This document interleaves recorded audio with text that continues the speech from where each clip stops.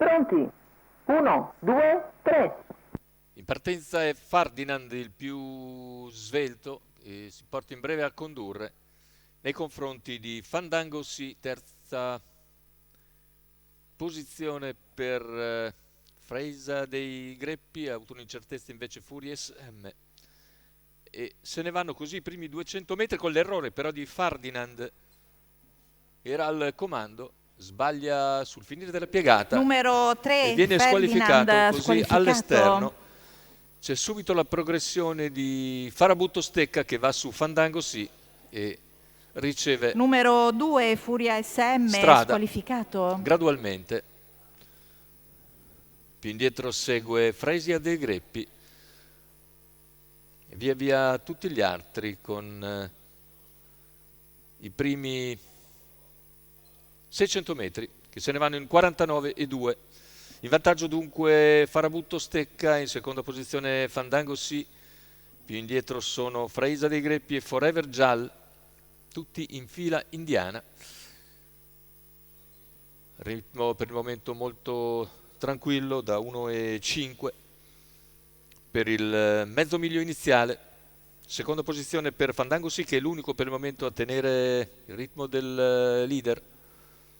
Se ne va il chilometro, 1,21, un altro parziale di tutta tranquillità in 16.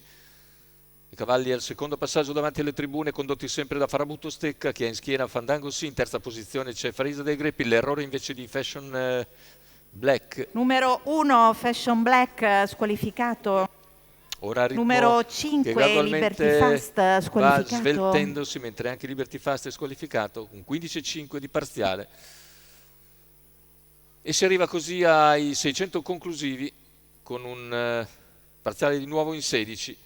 Le posizioni non cambiano alle spalle di Farabutto Stecca, Fandango C in seconda posizione, in terza c'è Freisa dei Greppi, muove invece Forever Jalk dalla quarta posizione, mentre più indietro rimane Falk di Girifalco. Vediamo intanto il passaggio ai 400 finali con la progressione decisa di Forever Jalk che raggiunge Fandango C, al comando è sempre Farabutto Stecca.